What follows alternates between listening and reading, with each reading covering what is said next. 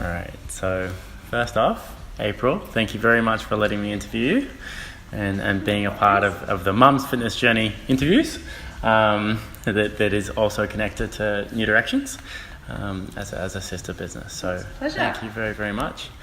All right, so would you like to start off by introducing yourself to everyone and telling us all a little bit about you and how you... Yeah.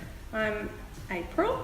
I'm a pharmacist. My husband and I own a pharmacy business, so we're busy. We've got 2 kids, puppy.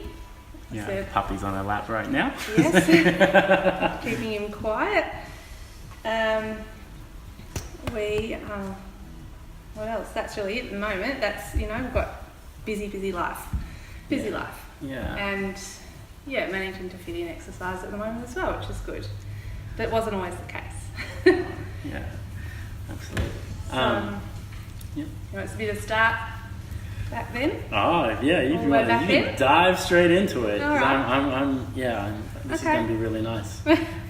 Well, as far as we'll move past, got married and wanted kids pretty much straight away. So when I was at that point, I was fit and healthy and, good stage of my life and ready for everything.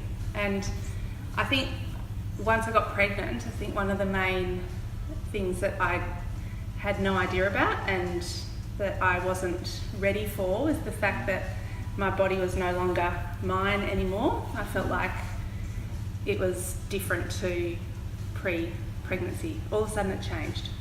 And so the things I used to be able to do that I felt confident and comfortable to do fitness-wise, all of a sudden not the case. A good example is in the first trimester because I used to swim. I've always been a swimmer my whole life. That was my sport at school and always kept fit swimming. So I thought, right, I'm going to be one of those very fit pregnant people. It's always planned, isn't it? Yeah. I'm going to kick ass in the pregnancy and be really super fit. And I went off swimming and I said, right, I'm going to do, because I quite often do 2Ks quite easily. And I went off and did that. I did, I don't know, 1.5K. And then I got, the next morning couldn't get out of bed, literally. Like I was, my back went. And I had since found out it's the relaxin hormone that sort of releases when you're pregnant and you just can't do things the way that you could have once done them. And that was a real eye-opener for me because I ended up in hospital for a week on pethidine and so that was the end of my fitness journey. Didn't last that was very premature. Long. Yeah. Story's over. Yeah. So then I had to change everything, for the whole pregnancy and be really careful about what I was doing and how I was going to exercise and keep fit throughout the pregnancy. And it was a difficult run. And that was with Bowie, so that was my first pregnancy, obviously. So I did what I could. I walked and, it was just different. It was foreign to me because I was usually quite fit and healthy. So as a result, I put on weight, I lost fitness, and the thing is that you think as a mum anyway, you're focusing on the pregnancy and the baby and that's all that's important. So your whole focus changes anyway. So the most important to me was that my baby was healthy, that obviously I was healthy and that we got through it. Now then the birth itself was, well, that was another story. I don't think we need to go into big birthing stories, but that was you can pretty, talk about whatever you'd like to. Well, that was, no, it wasn't great. Well, it ended up being pretty horrendous birthing story and I was physically damaged and also my leg went numb for 6 months to a year, my right leg. So I had a limp because a nerve was nicked when Bowie was being delivered and whether or not it was the cesarean or not cesarean, I didn't have a cesarean, that was a poppy. Whether or not it was the anaesthetic or we've got the forceps, we don't know. Everyone blamed each other, but as a result. So that then put a huge stop on my then, fitness journey after that I thought maybe I could start up again once I'd had Bowie. I thought maybe I could get fit again, but no. I was then stuck because I couldn't walk and I couldn't really drive properly either. So I was then, you know, that was quite difficult because I had him as a young baby, trying to keep him, and you know, I didn't feel good about myself. It was not really how I wanted to be as a person. I wanted to be fit and healthy, but I couldn't do it. It was physically impossible. So that was quite a difficult year. And then I got through that, and we owned a pharmacy, so we're very busy. Bought a pharmacy, kept busy doing that. Obviously Bowie as well. I don't think I really started to think about how I was going to get fit again throughout that time at all. All my energy and time was put into looking after Bowie. So although I ate well, I don't think my fitness was there, and it wasn't my focus. He was my focus. And I think I probably went to the gym. I can't remember. I was doing sort of bits and pieces, but nothing huge. Hadn't made any major changes for me. And that continued. You know, I had Poppy. She's now 4, so Bowie's 8. And Poppy, had Poppy, had another pretty bad birth. I'm not supposed to be pregnant, I don't think. So 2 kids, that was it. Said no more. So that was another difficult time, and I ended up with a lot of issues, I think, that were hung over from Bowie and Pops then as well, that then caused me difficulty in doing a lot of exercise. So I think do you want me to go into now when I met you? Because that was probably leading up to that point then. Yeah, no, absolutely. Just I'm letting you go for it. Well, it was probably around, Poppy was quite young. I don't know how long have I been seeing you now. It'll be 2 years this coming November. So that's a year and a half then. Yeah. And I think I remember thinking, well, we're at a time where obviously Bowie is quite self-sufficient, and Poppy was coming to a point where she was getting easier and didn't need me so much. And I think that was my main thing that stopped me, was that from doing anything for me, was that I wanted to make sure they didn't need me so much here. That's a guilt, I think that's a guilt feeling as a mum, because you want to make sure that you're there for the kids while they really need you, and not be gone in the morning for a training session when they wake up and see that mum's not there. That was big for me. I needed to make sure that they were of an age where they understood what I was doing and where I was going. So I didn't do any of that. I didn't want to leave them. That's just me. I don't think every mum's like that. I was found it harder. So I would quite often, I put them first the whole way. And so when Poppy sort of was a bit older, obviously, then I thought, well, now we're at a position where I can probably get going some mornings. And the mornings were really the only time I could do, because we're just, work and Rodri coming home late, and no time really during the day. The mornings before he leaves and before everyone wakes up is really the best time. So I called you. We had a great chat. Day, yes. I told you all my health problems. A little bit overwhelming. No, not at all. No. I love that when someone, when you just have that conversation of just like, boom, this is exactly where I am. This is all of my story. This is everything. Well, that's what it was like. Are you ready? Because I think what I felt approaching you as a trainer was, can I do this? Am I able to do something? Because I had a preconceived idea of what training would be, what a personal trainer would do, and what they would expect from me. So I called you with an open mind, telling you everything that was wrong with me. Sounds terrible. I had a lot of stuff wrong with me, and I had things that were holding me back from running, and for the mums out there, it was more. I don't have to go into medical issues, but anyway, I couldn't properly run or jump or hold weights or do things like that I thought would pretty much make up the entire training session. And so I felt from calling you that probably it wouldn't be a go.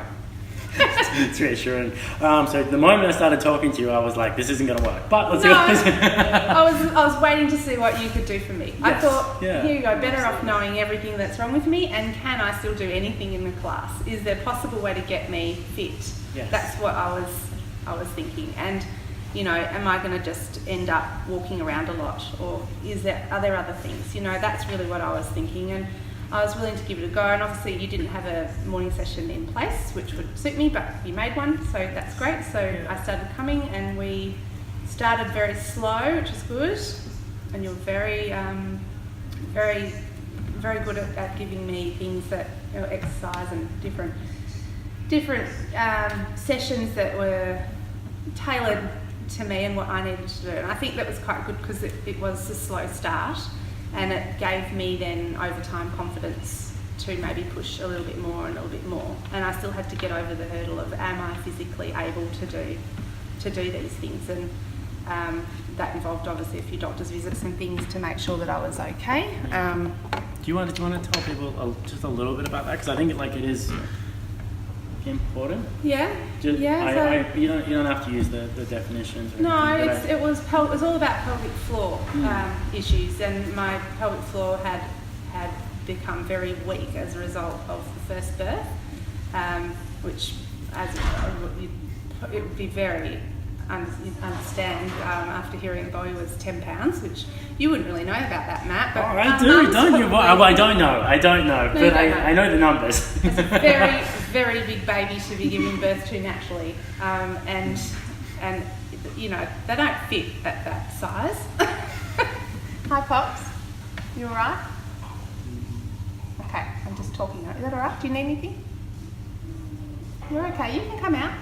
So he was very, very big, which caused me a lot of issues, and I probably in retrospect should have had a cesarean, but I didn't, and that was the problem. So I had problems from him, and I ended up having a cesarean with Poppy, but the problems were there. So the pelvic floor issues were there. I visited a physio for quite a long time, and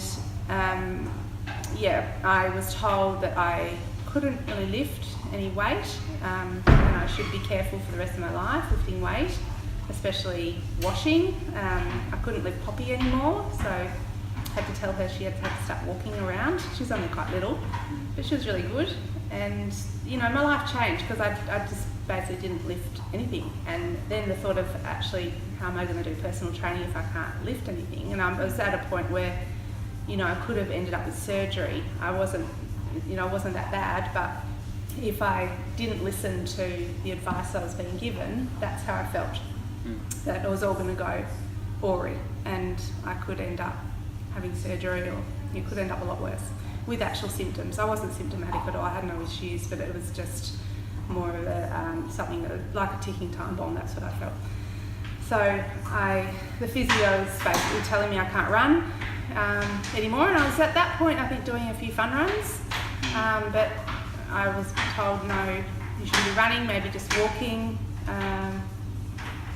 So it slowed me down a lot from me trying to get fit and, you know, healthy again, to then all of a sudden, well, I can't now. I don't know what I'm going to do. So I think I just told you all of that in our phone call, and then we went from there. Yeah, so the slow start was trying to get past the feeling of not being able to do things and how far can I go. I think that's what we were dealing with at the time. And I think we had been going for a couple of months, and I was reluctant to do some of the things you were telling me to do. You were, maybe we should lift some weights, that sort of thing, increase them, and I said, no, I don't want to, because this and that, and I think it had been 2 or 3 months. And so you had suggested maybe I go back to physio and see how I was going, whether or not anything had changed, which was a good suggestion, because I did do that and found that nothing had changed. So after all the stuff that we'd done, and I had pushed, I think, we'd done things that I probably wouldn't have done. Yeah. I ran, and I was lifting weights, and I wasn't adhering to the advice I was given. No, you were not. And so the conversation with the physio was such that, nothing had changed, and I was going well. Yeah, just on that, because I know that for people listening, they might just because they, you don't know what I'm thinking during those times. You might be thinking, oh my goodness, you made someone lift weight that was told you cannot lift weight for the rest of your life. What I believed with prolapse is that if you strengthen the pelvic floor and you very gradually progress, unless there is a significant deformity or a very individual reason of why that cannot progress or why that will become aggravated from doing certain things, then you can get back to where you were or close to it. So so if you just rocked up to a session and I went lift 32 kilograms, that would be negligent and that would be a very bad idea. But instead what we did was we started very, very light and body weight first, and then we built up a little bit to light weights and doing particular exercises that were lower risk and very low impact as well when it came to the impact. And then what happened was, and working on the pelvic floor as well, so that then as you progressed and you were completely asymptomatic, so as you progressed, it kind of did get to that stage where I was thinking, well, everything's going very well, and you can progress now, but I think it would be a very good idea by this stage, because this was kind of like the fork in the road, where it was, okay, so now we pull back and this is it, or and we get that assessment. We stay at this point, or do we move forward? Or we move forward, so when you got that assessment done, I also considered that sometimes when a person is told something, a physio may say something to be very low risk because they're worried about their cover, and so they will be pessimistic, and they might they're on the side of caution. And to tell someone that no matter what you do, even though you're running for the rest of your life, you will not be able to run, even when they're already running at that point, and they will make it worse. Like, that's essentially telling them that's cutting the legs from underneath them and saying, don't even bother. This is like a definite future result, and I hadn't heard of anyone being told that before in the entire time I've ever worked with women. So I was like, we'll progress it for a period, and then you'll go back and see your physio. That's a good point, because also everyone's different and at different stages of this sort of condition as well. And it's a good point to say that I was asymptomatic and it was very mild in my case. So I think my physio was giving me advice to make sure that it didn't worsen.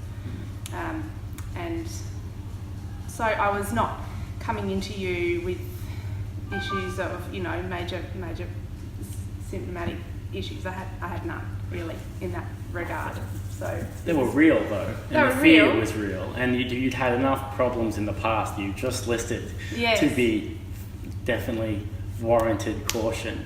Yes. I was definitely going to be very careful, because obviously I didn't want it to worsen, and I didn't want to end up like a few other girls that I've heard of that had become very bad. So it was well done. We did it in a way that was we were very careful, very slow.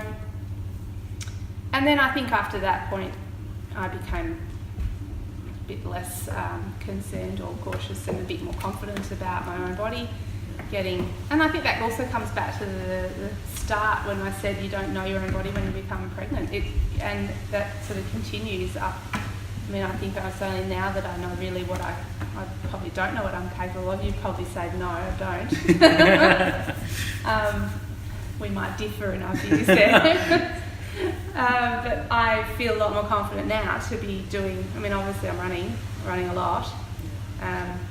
So that changed pretty dramatically. I run more than I ever have, really. You're a runner, April. Yeah, it's funny. Gone from don't ever run to I'm a runner. And lifting weights, not a lot, not really big weights or anything, but I definitely feel good about myself, and I come 3 mornings a week most of the time and keep fit, and I'm putting myself first. And well, the kids are obviously still the priority, so something like this morning couldn't come this morning with the kids, but and you are absolutely very much loved. That's nice. Yeah, no, absolutely. Like, yeah, when you were not there, the absence is felt. It's like, where's April? That's nice. Yeah. Thank you. Well, I'm always trying to be there. It's it's a juggle, isn't it, and a balance.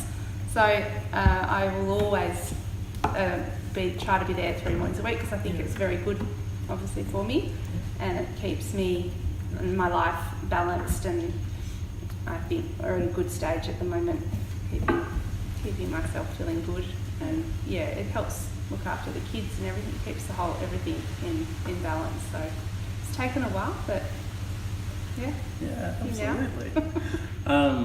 Okay, so I have a question, which is, do you have any advice for either women that are trying to get pregnant, and kind of how to manage that, or how to cope with maybe the stress of that, or any complications, and any advice for first-time mums, just especially in that first year to first 6 months?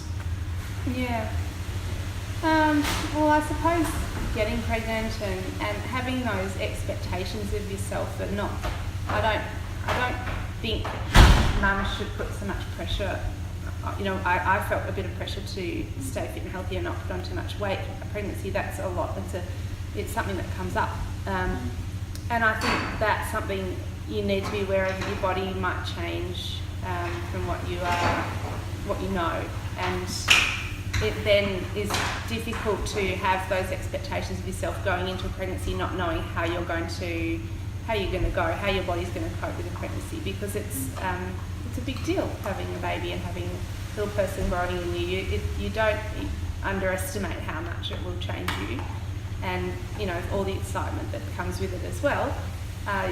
It's important, I suppose, not to place any unreal expectations on yourself of what you can do or can't do, and don't make any wild, crazy statements like I'm going to be crazy fit like I did and then end up in hospital.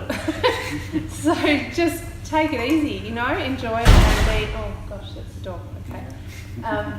And just be kind to yourself and look after yourself, and if you can keep up exercise, even better.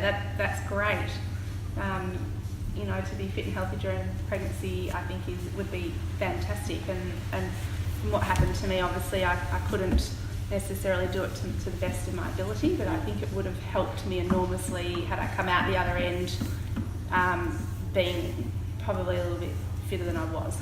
And I think what I didn't have access to during the time that I had Bowie, that first year, was any access to sort of exercise programs from home. So the online sort of things would have been fantastic.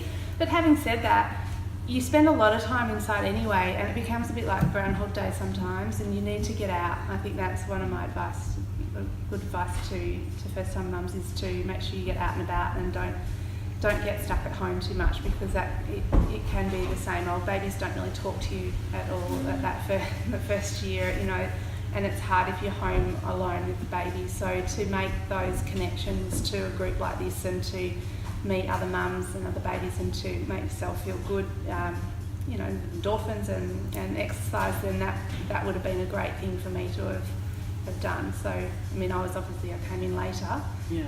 But that was a bit of a tough year, Bowie, the first year there, and I think I would have benefited a lot from having a group like this to go out to, and take him to, and just getting out of the house, getting out of a routine that I thought was necessary.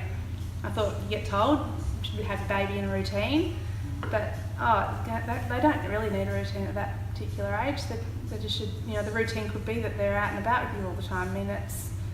It's important to think of yourself as well, and to get out and not get too stuck, because it can end up getting, depression, I suppose, and it can be hard, I think, if you're home alone, with baby, just mum and baby all day.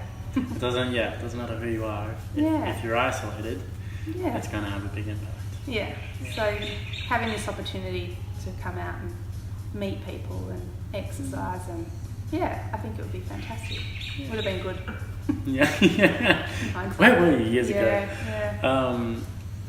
So, and I mean, even if like in your case it was like, between there was a 4 or 5 years. 4 years. Yeah, well, it was supposed to be earlier. I did have 2 miscarriages in between, and that's real, and that happens. And I think a lot of girls, I think I mentioned that to you, I think more girls than we know have had miscarriages, and that doesn't make it any easier to deal with. Every single miscarriage is extremely difficult, a very, very hard thing to go through. And I think when someone says, well, everyone has them, doesn't make it any easier for you at that particular point in time. It's your miscarriage, you've been through it, it's hard, really hard emotionally, and I had 2 consecutively, so that was difficult.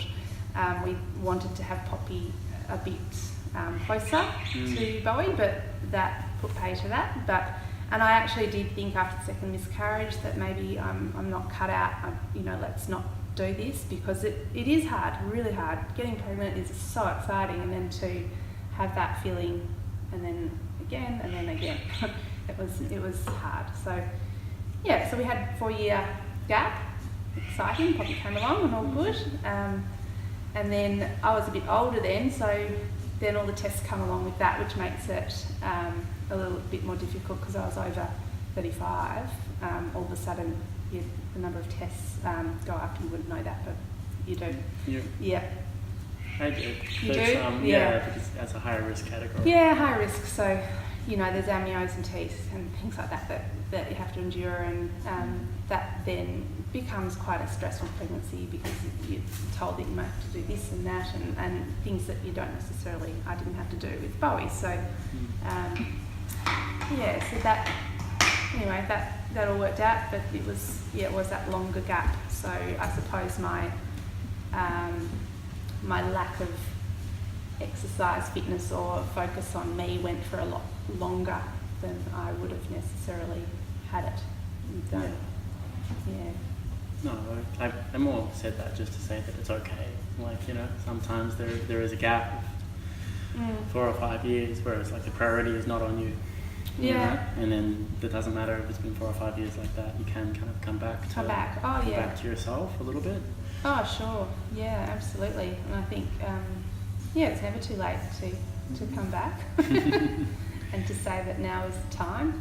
And that was, I think that call I made to you is still in my mind quite a big thing that I did, because I was contemplating it a lot, and it's a big deal to get up off the couch and to start doing something like that. And Roger is always very, very supportive, and I remember saying to him, I'm going to start going twice a week, 3 times a week at 5 o'clock in the morning. And I think he had a bit of a surprise. What the hell? But he was supportive, and he still says now, tells people, she's been doing that for so long, I can't believe it. So she started, and that was it, just kept going. So it's good.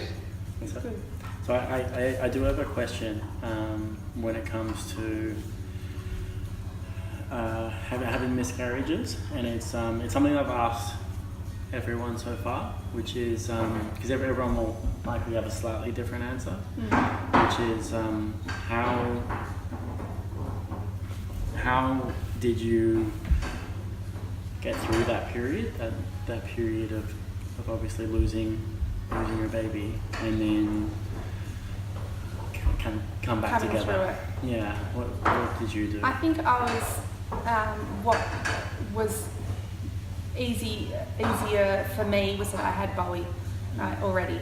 So this wasn't my first child that I was hanging my hopes on. I had Bowie, and he was keeping my life super busy. No matter what happened to me physically, emotionally, he was still there needing me, so I had no other choice. I had to just keep going. And in a lot of ways that made it more real for me as far as this is life, this is what, I've been through this, and I had time to to get through that emotionally. But he's still there needing me to feed him and get him, to bed and do all those normal things on a day-to-day basis. So I snapped out of it quite quickly.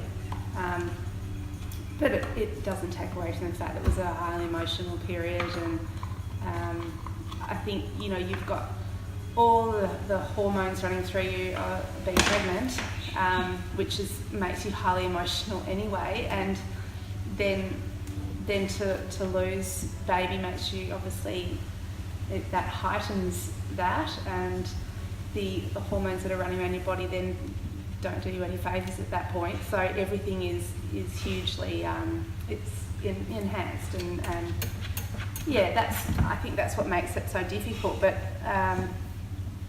I think once that sort of settles,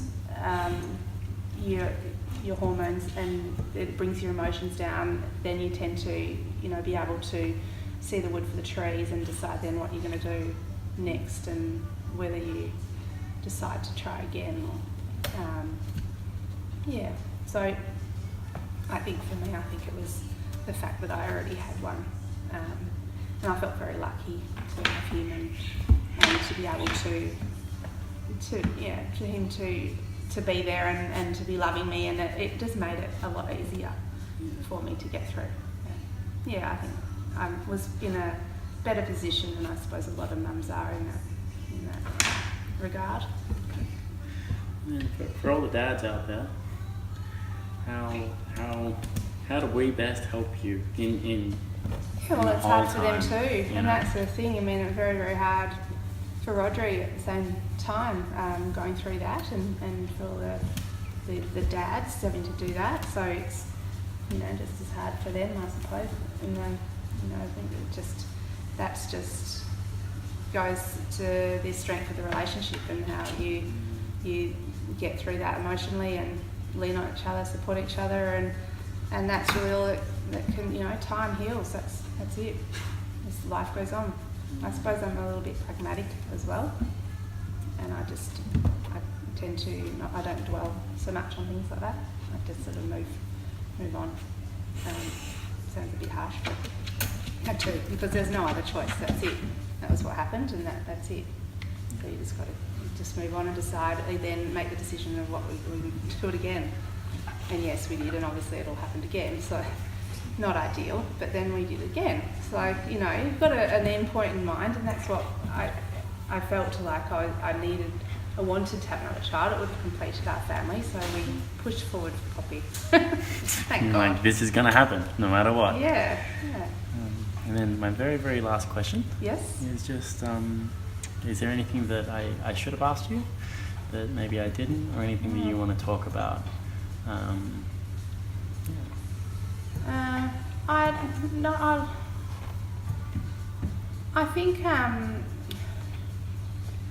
I think some advice to first mums. I just feel there's a lot of pressure nowadays, and a lot of advice given constantly to mums to do this, do that, and there is no, obviously, instruction book, and we all get told that all the time, and it's so difficult to know how to properly bring up a child and how to deal with babies when they first arrive, and it's just not to give weight to all the advice that you're given, because it's, trust in yourself and trust your own gut a lot of the time. And if you've got one trusted person in your life, then listen to that person.